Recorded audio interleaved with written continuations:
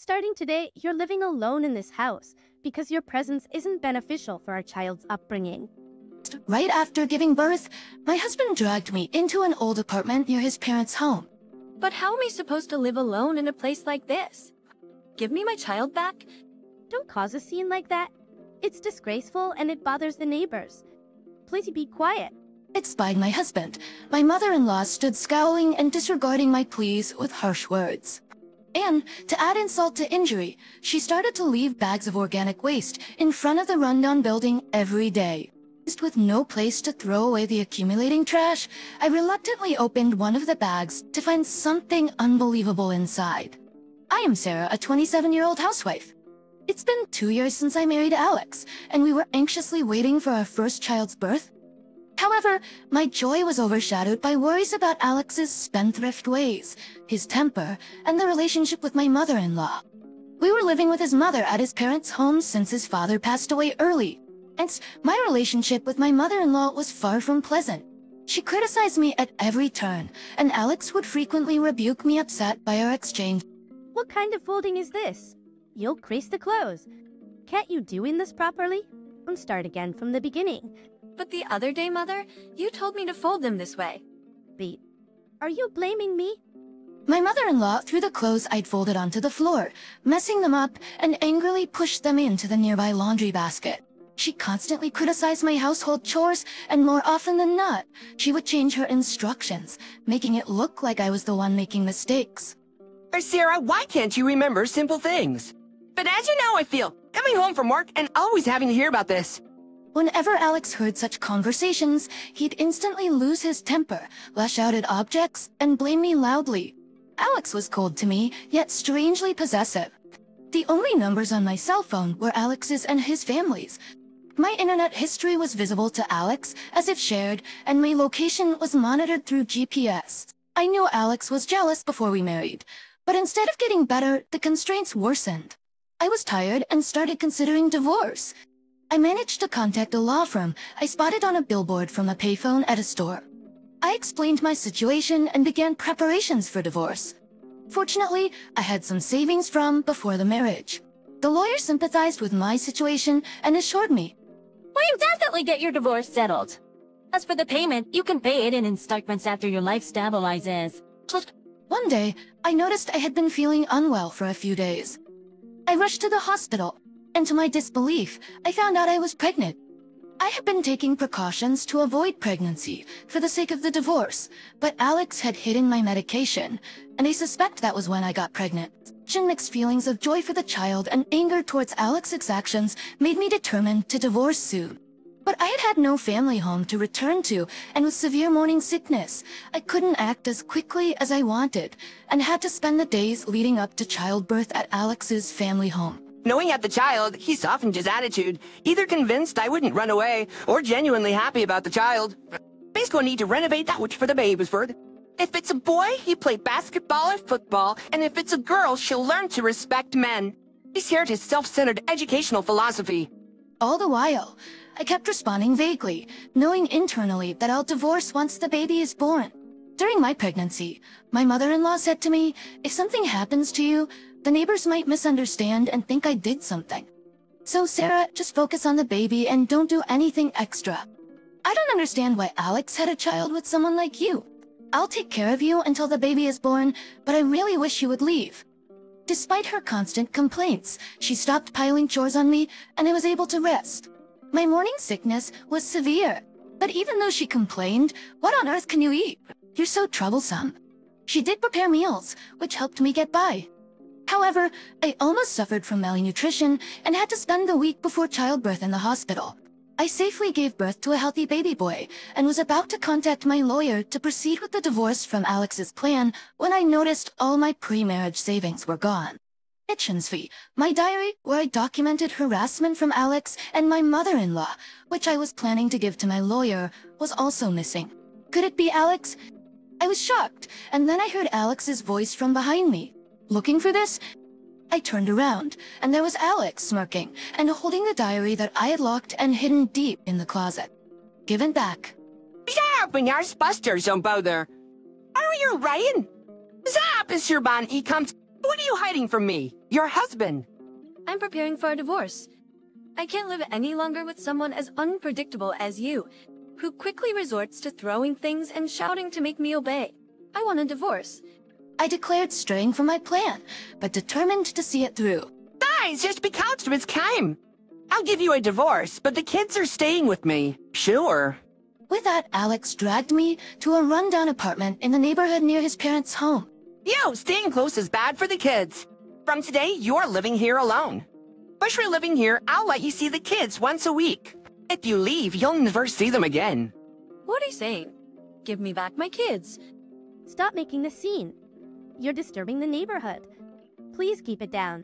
Suddenly, my mother-in-law, who had joined us unnoticed, scolded me while holding my child. I need to get out of this situation somehow.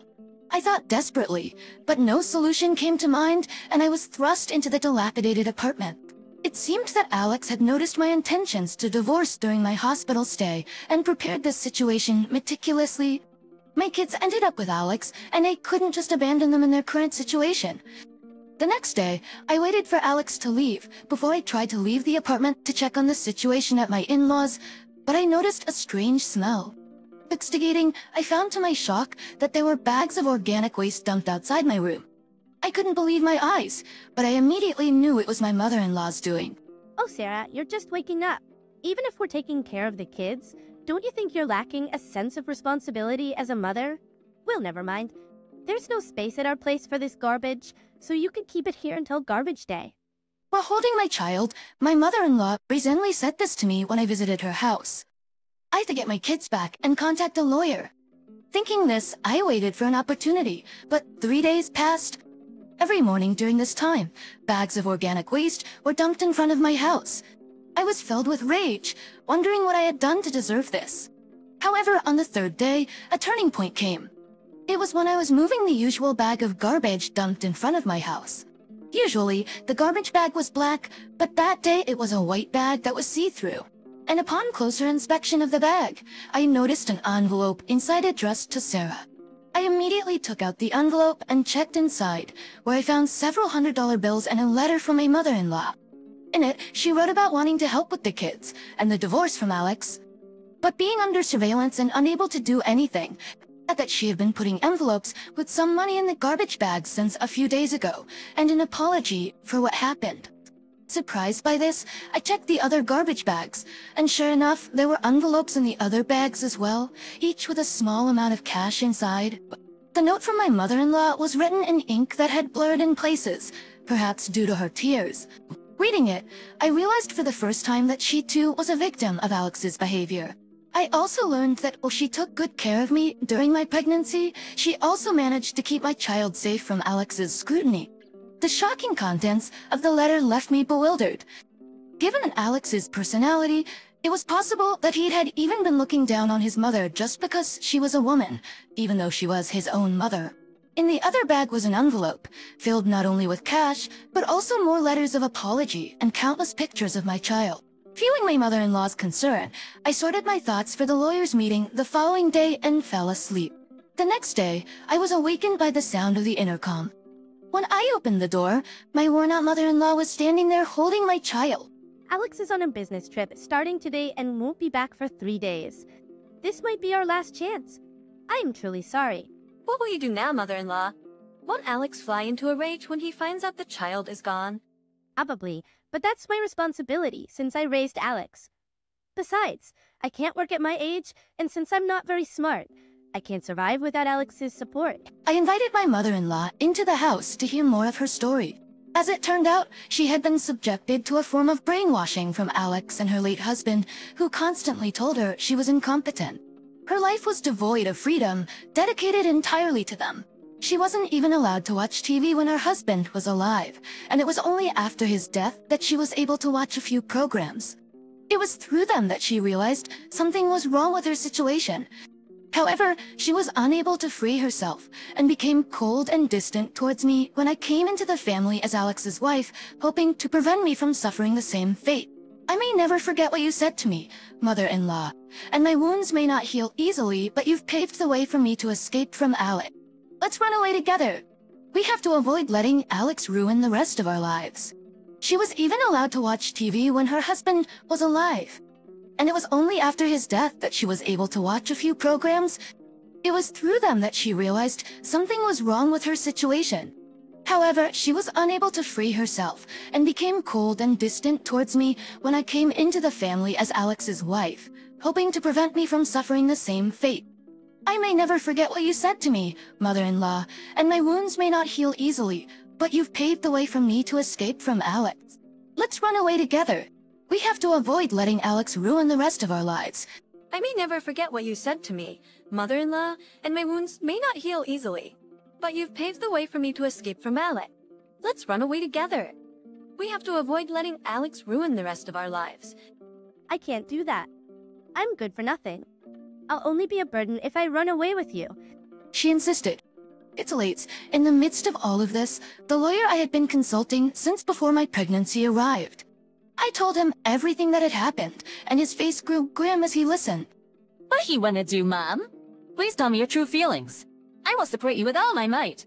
After some contemplation, the lawyer asked my mother-in-law with sincerity. I truly want to break free from Alex.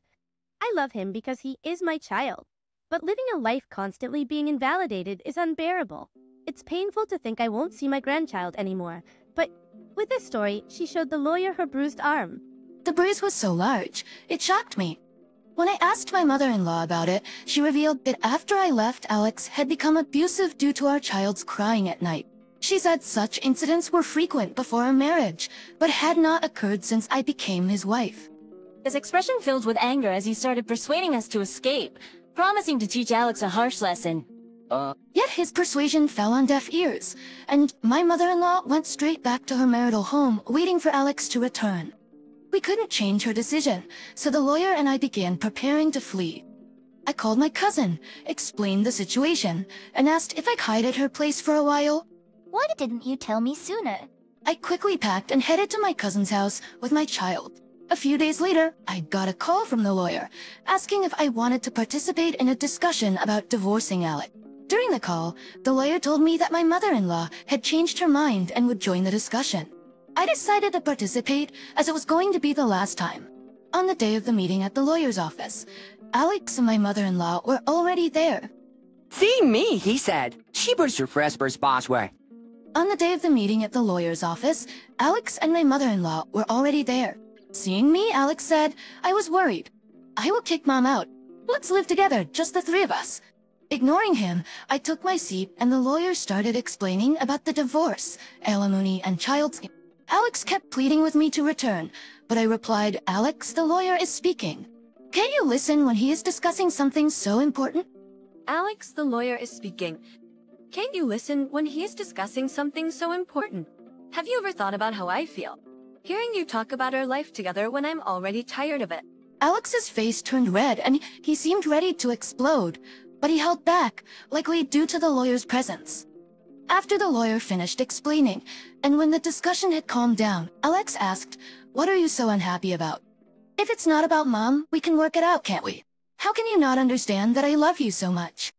Do you really think we can divorce over something like this? Olive, don't make me laugh. You've isolated me from the outside world, subjected me to your anger. How can you be so selfish? I replied, laughing. Alex stood up but sat back down at the lawyer's instruction. He then turns rage towards his mother. Why are you silent when Sarah's leading us to you? How could you give her money without consulting me, ruining our child's happiness? He shouted. To ensure Sarah's life wouldn't become miserable because of you. My mother-in-law retorted and produced an IC recorder that had captured the constant derogatory and controlling words Alex had thrown at me. She had been preparing for this day since before I got pregnant.